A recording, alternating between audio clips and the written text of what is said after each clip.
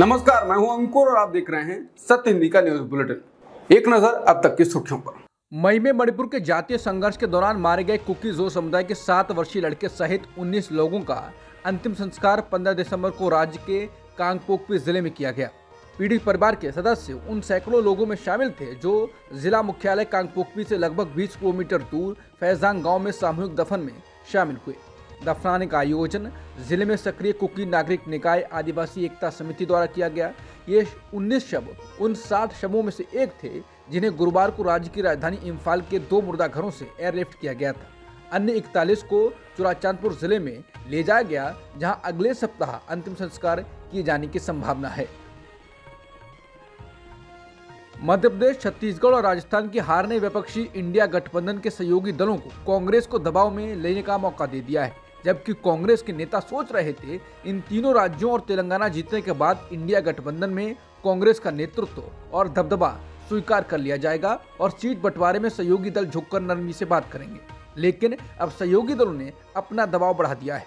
वरिष्ठ पत्रकार विनोद अग्निहोत्री कहते हैं कि Samajwadi party, TMC, national conference, Janata Dal United के नेताओं ने तो खुलकर कहा है कि अगर कांग्रेस अहंकार के बजाय कुछ सहयोगी दलों के साथ सीट बंटवारा करके चुनाव लड़ी होती तो नतीजे कुछ और होते। विनोद अग्निहोत्री कहते हैं कि मध्य प्रदेश में कमलनाथ के अहंकार और नेताओं के साथ असहयोग ने सारा चौपट कर दिया।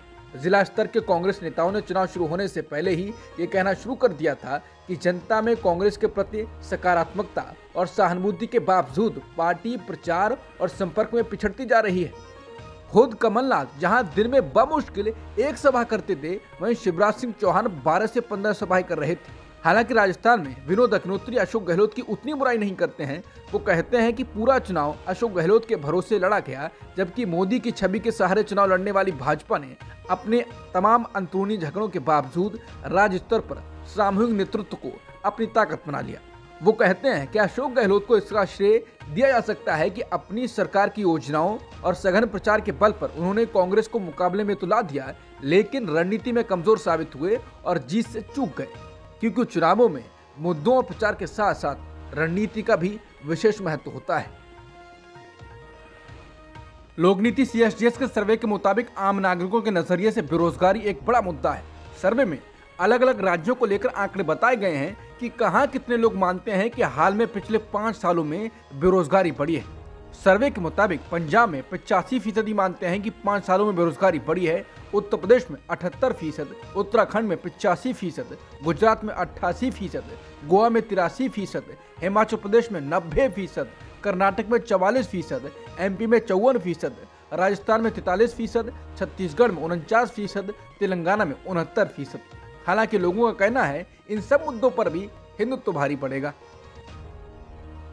शुक्रवार को लोकसभा को सूचित किया गया कि देश की अलग अलग अदालतों में 5 करोड़ से अधिक मामले लंबित हैं, जिनमें से 80,000 सुप्रीम कोर्ट में लंबित हैं। एक लिखित उत्तर में कानून मंत्री अर्जुन राम मेघवाल ने कहा कि 1 दिसंबर तक 5 करोड़ 8,85,856 लंबित मामलों में से 61 लाख से अधिक हाईकोर्ट के स्तर पर थे। उन्होंने कहा कि जिला और अधीनस्थ अदालतों में 4 करोड़ 41 लाख से अधिक मामले लंबित हैं। कांग्रेस नेता राहुल गांधी ने शुक्रवार को दुनिया भर के हार्वर्ड विश्वविद्यालय के छात्रों के साथ बातचीत की और कहा कि वो ये सुनिश्चित करने के लिए प्रतिबद्ध हैं कि प्रत्येक भारतीय छात्र को ग्लोबल एम्बेसडर बनने के लिए जरूरी अनुभव और अवसर मिले। उन्होंने कहा कि दुनिया भर के हार्वर्ड छात्रों के अलग अलग समुदायों के साथ एक अद्भुत और आकर्षक बातचीत हुई। उन्होंने कहा कि छात्र कई विषयों के बारे में उत्सुक थे, भारत के बारे में, सत्तावाद के उदय और लोकतांत्रिक राजनीति के लिए चुनौतियां के बारे में, चीन द्वारा उत्पन्न भू राजनीतिक चुनौतियों पर और ANI जैसी नई तकनीक पर। पूर्व कांग्रेस प्रमुख राहुल गांधी ने छात्रों के साथ अपनी बातचीत की तस्वीरें भी साझा की हैं। विपक्षी दलों ने संसद की सुरक्षा में हुई चूक पर केंद्र सरकार पर निशाना साधा है। वहीं शाह की ओर से विपक्ष पर इस मामले में राजनीति करने का आरोप लगाया गया है। इस पर प्रतिक्रिया देते हुए कांग्रेस नेता सुप्रिया श्रीनेत ने सरकार को जवाब दिया है कि वो कह रहे हैं कि हम इस पर राजनीति कर रहे हैं, किस बात का इंतजार करें कि कोई अनहोनी हो जाती है। सुरक्षा में इस तरह की सेंधमारी सरकार की विफलता दिखाती है। अपनी विफलता छिपाने के लिए ये विपक्ष पर आरोप लगा रहे हैं, विपक्षी सांसदों का निलंबन कर रहे हैं, लेकिन अपने सांसद के खिलाफ कोई कार्रवाई नहीं कर रहे हैं। राष्ट्रीय सुरक्षा के साथ दगा उनके सांसद ने किया है, उनका निलंबन नहीं निष्कासन होना चाहिए। संसद में सुरक्षा में चूक पर शिवसेना यूबीटी सांसद प्रियंका चतुर्वेदी ने कहा, अगर जिम्मेदारी सिर्फ लोकसभा सचिवालय तक है और उनके ऊपर कोई नहीं है तो इसका मतलब ये है ये सब कुछ राम भरोसे चल रहा है। उन्होंने कहा कि अगर भारत का कभी किसी देश के साथ युद्ध होता है तो ये कह दिया जाएगा कि उसकी जिम्मेदारी भारत के सेनाध्यक्ष की है, प्रधानमंत्री की नहीं है, गृहमंत्री की नहीं है। इतना बड़ा हादसा देश में लोकतंत्र के मंदिर पर होता है और आप कहते हैं कि आपकी कोई जिम्मेदारी नहीं है। बीते 13 दिसंबर को संसद की सुरक्षा में सेंध लगाने के मामले में दिल्ली पुलिस की एफआईआर में दर्ज जानकारियां सामने आई हैं। संसद पर 2001 में हुए हमले की 22वीं बरसी के मौके पर सुरक्षा में सेंध लगाकर कैसे ये लोग सदन तक पहुंचे थे और उनकी क्या तैयारियां थी, इसे एफआईआर में दर्ज विवरण से समझा जा सकता है। एफआईआर दर्ज किए जाने के 2 दिन बाद सामने आए इसके विवरण में उल्लेख किया गया है कि आरोपियों ने लोकसभा में सदन के बीचों बीच पीला धुआं फैलाने की योजना बनाई थी। एफआईआर में यह भी बताया गया है कि विजिटर पास के माध्यम से संसद में सागर शर्मा और मनोरंजन डी ने प्रवेश किया था। प्रवेश पाने वाले इन दोनों आरोपियों ने धुआं फैलाने के लिए इस्तेमाल होने वाले गैस कनस्तरों को सदन के अंदर ले जाने के लिए अपने जूतों में एक विशेष तरह की कैविटी बनाई थी। सागर शर्मा के एलसीआर ब्रांड के स्पोर्ट्स जूते स्लेटी रंग के थे। उसके बाएं पैर के जूते के अंदर तलवे को काटने पर एक कैविटी बनी हुई पाई गई। इस कैविटी को सहारा देने के लिए नीचे अतिरिक्त रबर सोल लगाया गया था। इससे जूतों के सोल की मोटाई बढ़ी हुई पाई गई। संसद सुरक्षा चूक मामले में आरोपी और मास्टरमाइंड ललित झा को दिल्ली की पटियाला हाउस कोर्ट में पेश किया गया। दिल्ली की पटियाला हाउस कोर्ट ने आरोपी ललित झा को 7 दिन की पुलिस रिमांड पर भेज दिया है। सुनवाई के दौरान दिल्ली पुलिस के वकील ने कोर्ट में बताया कि ललित झा को गुरुवार रात को गिरफ्तार किया गया था। संसद की सुरक्षा में सेंध मामले में सरेंडर करने वाले ललित झा को लेकर ललित झा के पुराने पड़ोसियों ने बताया है कि वो कोलकाता के बड़ा बाजार इलाके में स्थानीय बच्चों को पढ़ाया करते थे। पड़ोसी ने बताया, झा शांत स्वभाव के इंसान थे और अपने काम से काम रखा करते थे। 2 साल पहले ही उन्होंने ये इलाका छोड़ दिया था। उनके एक पड़ोसी ने कहा, उन्हें हम टीचर की तरह जानते थे। कुछ साल पहले वो इस इलाके में आए थे, अकेले ही रहते थे। वो लोगों से बहुत कम बात करते थे। कभी कभार मेरी दुकान पर चाय पीने आते थे। वो बहुत लो प्रोफाइल रहते थे। एक दिन अचानक वो यहाँ से चले गए और फिर कभी नहीं लौटे। उनके एक अन्य पड़ोसी ने पीटीआई को बताया कि ललित झा के पिता उस इलाके में वॉचमैन की नौकरी करते थे। ललित 2 साल पहले उत्तर 24 परगना के बागुई आटी चले गए थे। कांग्रेस अध्यक्ष मल्लिकार्जुन खड़गे ने शुक्रवार को केंद्रीय गृह मंत्री अमित शाह से पूछा कि वो सुरक्षा उल्लंघन के मुद्दे पर संसद में बयान क्यों नहीं दे रहे हैं, बल्कि टीवी चैनलों को इंटरव्यू दे रहे हैं।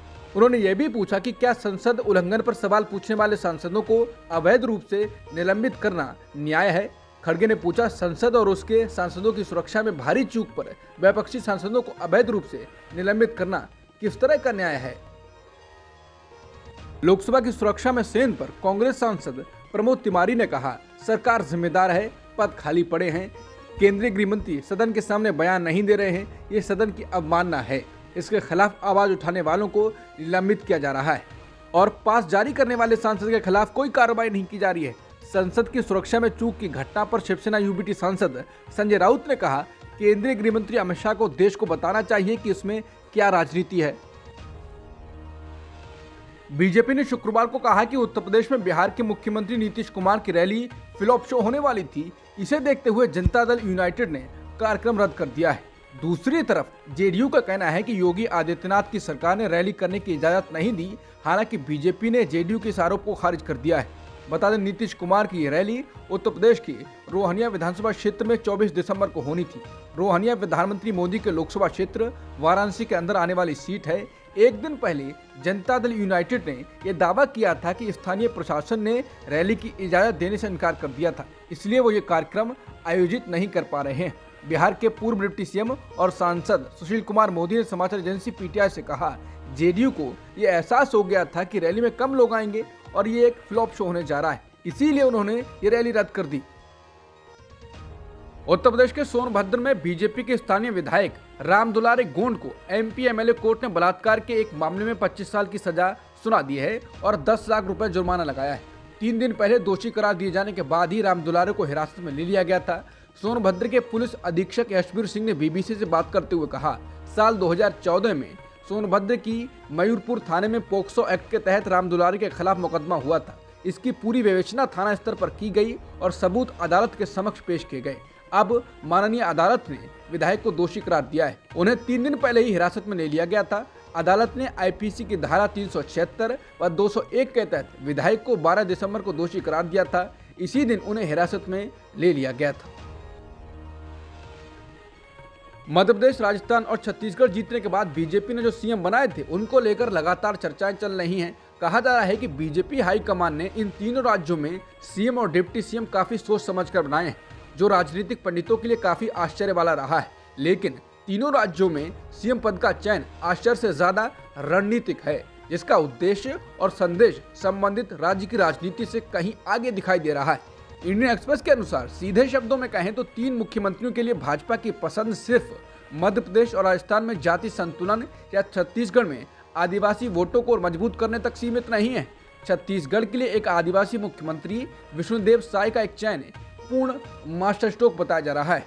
भाजपा ने छत्तीसगढ़ के सरगुजा और बस्तर के आदिवासी इलाके में 26 में से 22 सीटें जीती हैं, जिससे पता चलता है कि कैसे आदिवासियों ने भगवा पार्टी को बड़े पैमाने पर वोट दिया है। बता दें, छत्तीसगढ़ किसी अन्य राज्य जैसा नहीं है। इसकी सीमा 7 अन्य राज्यों के आदिवासी जिलों से लगती है।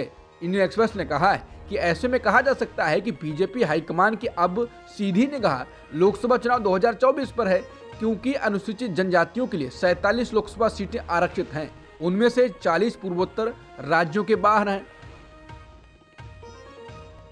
खाद्य सुरक्षा और पोषण पर संयुक्त राष्ट्र की 2023 की रिपोर्ट में कहा गया है कि 74.1% भारतीय या भारत के 1 अरब से अधिक लोग 2021 में स्वस्थ आहार का इंतजाम करने में असमर्थ थे। ये आंकड़े भारत सरकार के उस दावे पर सवाल उठाते हैं कि देश में केवल 81.3 करोड़ लोगों को ही खाद्य सहायता की जरूरत है। द टेलीग्राफ के मुताबिक संयुक्त राष्ट्र की 5 एजेंसियों की ये रिपोर्ट इस सप्ताह की शुरुआत में जारी की गई थी। रिपोर्ट में 2020-22 के दौरान भारत की कुपोषित आबादी का अनुपात 16.6% होने का अनुमान लगाया गया है। हालांकि केंद्र ने कहा है कि भारत जैसे बड़े देश के लिए एक छोटे से नमूने से एकत्र किए गए डेटा का उपयोग भारत में अल्पपोषितों के अनुपात की गणना करने के लिए किया गया है, जो न केवल गलत और अनैतिक है, बल्कि इसमें स्पष्ट पूर्वाग्रह की बू आती है। रफाल लड़ाकू विमान का मुद्दा फिर से बाहर आ गया है। फ्रेंच वेबसाइट मीडिया पार्ट ने रिपोर्ट छापी है कि मोदी सरकार फ्रांस में नियुक्त राफेल डील में भ्रष्टाचार के आरोप की जांच कर रहे प्रोसिक्यूशन जज के काम में अड़चन पैदा कर रही है। द वायर में छपी रिपोर्ट के अनुसार मोदी सरकार उन फ्रांसीसी न्यायाधीशों के साथ सहयोग करने से इनकार कर रही है। बता दें, इससे पहले 25 जुलाई 2023 को लिखे गए एक राजनयिक नोट में भारत में फ्रांसीसी राजदूत इमैनुअल लेने ने भारत के साथ आपराधिक मामलों पर सहयोग में चुनौतियों पर प्रकाश डाला था। उन्होंने नोट में कहा था, कई मामलों को हमारे भारतीय साझेदारों द्वारा बहुत लंबी देरी से अक्सर अधूरे तरीके से निपटाया जाता है। वहीं मीडिया पार्ट की जानकारी के अनुसार भारत सरकार ने वास्तव में इस मामले पर अंतर्राष्ट्रीय सहयोग के लिए किए गए औपचारिक अनुरोध का पालन करने से इनकार कर दिया है। वहीं भारत सरकार की संचार सेवा और भारत के गृह मंत्रालय ने मीडिया पार्ट को जवाब नहीं दिया है। भजनलाल शर्मा ने राजस्थान के मुख्यमंत्री पद की शपथ ले ली है। राज्यपाल कलराज मिश्र ने उन्हें पद और गोपनीयता की शपथ दिलाई। उप मुख्यमंत्री के रूप में पहले दिया कुमारी और फिर प्रेमचंद बैरवा ने शपथ ली। जयपुर के अल्बर्ट हॉल में आयोजित शपथ ग्रहण समारोह में प्रधानमंत्री मोदी, बीजेपी अध्यक्ष जेपी नड्डा, केंद्रीय गृह मंत्री अमित शाह, रक्षा मंत्री राजनाथ सिंह के साथ बीजेपी शासित अन्य राज्यों के मुख्यमंत्री भी मौजूद थे। आज ही मुख्यमंत्री भजनलाल शर्मा का जन्मदिन है। ये संयोग है कि वो अपने जन्मदिन पर अपने राज्य के मुख्यमंत्री बने हैं। उत्तर प्रदेश के बांदा की महिला जज की वायरल चिट्ठी का सुप्रीम कोर्ट ने संज्ञान लिया है। बांदा की महिला जज की चिट्ठी पर सुप्रीम कोर्ट ने दखल दिया और सीजेआई डीवाई चंद्रचूड़ ने इलाहाबाद हाईकोर्ट से उस मामले में स्टेटस रिपोर्ट मांगी है। दरअसल बांदा जिले की महिला सिविल जज ने भारत के मुख्य न्यायाधीश डीवाई चंद्रचूड़ से अपना जीवन समाप्त करने की अनुमति मांगी थी। इस संबंध में उन्होंने एक पत्र भेजा है, जिसमें जिला जज द्वारा यौन उत्पीड़न करने का गंभीर आरोप भी लगाया गया है। गुरुवार की देर रात चीफ जस्टिस डीवाई चंद्रचूड़ ने सुप्रीम कोर्ट के सेक्रेटरी जनरल अतुल एम कुरहेकर को इलाहाबाद हाई कोर्ट प्रशासन से स्टेटस रिपोर्ट मांगने को कहा। एसजी ने इलाहाबाद हाई कोर्ट के रजिस्ट्रार जनरल को पत्र लिखकर महिला जज द्वारा दी गई सारी शिकायतों की जानकारी मांगी है। करीब 1 महीने पहले मालदीव ने भारत को अपने सैनिकों को वापस बुलाने के लिए कहा था। अब मालदीव भारत के साथ हुए हाइड्रोग्राफिक सर्वे एग्रीमेंट खत्म करने जा रहा है। गुरुवार देर रात मालदीव सरकार ने इस एग्रीमेंट को रिन्यू नहीं करने का फैसला किया। एग्रीमेंट 7 जून 2024 को एक्सपायर हो जाएगा। ये समझौता 2019 में मालदीव आइलैंड के पानी पर रिसर्च करने के लिए हुआ था। बता दें, चुनाव के दौरान मौजूदा राष्ट्रपति मोहम्मद मुर्सी की पार्टी ने इंडिया आउट का अभियान चलाया था और जीतने के बाद वो इस पर एक्टिव हो गए हैं। मालदीव सरकार के इस फैसले को इंडिया आउट कैंपेन के साथ जोड़कर देखा जा रहा है। बता दें, मालदीव के मौजूदा राष्ट्रपति मुर्सी चीन समर्थक माने जाते हैं। बिहार की राजधानी पटना में दानापुर कोर्ट परिसर के अंदर एक विचाराधीन कैदी की दिन दहाड़े गोली मारकर हत्या कर दी गई। दैनिक भास्कर के मुताबिक कैदी को बेउर जिले से पेशी के लिए लाया गया था। तभी दो बदमाशों ने 6 राउंड गोली चलाकर कैदी को मौत के घाट उतार दिया। उसकी मौके पर ही मौत हो गई। वारदात के समय कैदी के साथ पुलिस के 5 सिपाही भी मौजूद थे। मामले में 2 आरोपी गिरफ्तार किए गए हैं। भारतीय क्रिकेटर हार्दिक पांड्या को आईपीएल टीम मुंबई इंडियंस का कप्तान बनाया गया है। इससे पहले तक भारतीय टीम के कप्तान रोहित शर्मा इस टीम की कप्तानी करते रहे हैं। वहीं हार्दिक पांड्या अब तक गुजरात टाइटंस जीटी फ्रेंचाइज की कप्तानी कर रहे थे। अब तक इस बारे में जानकारी नहीं है कि रोहित शर्मा आईपीएल में किस तरह की भूमिका निभाएंगे। बीसीसीआई ने पूर्व कप्तान महेंद्र सिंह धोनी की प्रतिष्ठित नंबर 7 जर्सी को रिटायर करने का फैसला किया है। यह कदम भारतीय क्रिकेट में धोनी की विरासत के सम्मान का प्रतीक है, जो उनके संन्यास के साथ एक युग के अंत का प्रतीक होगा। पूर्व कप्तान ने नंबर 7 पर रहते हुए भारत को सफेद गेंद में तीनों आईसीसी खिताब, T20 विश्व कप 2007, वनडे विश्व कप 2011 और चैंपियंस ट्रॉफी 2013 जिताया था। ऐसा समझा जाता है कि बीसीसीआई ने भारतीय टीम के खिलाड़ियों से कहा है कि वो भारतीय जर्सी पहनते समय अपनी पीठ पर नंबर 7 नहीं पहन सकते। अब तक की सुर्खियों में इतना ही। बाकी खबरों के लिए बने रहिए सत्यहिंदी.com के साथ।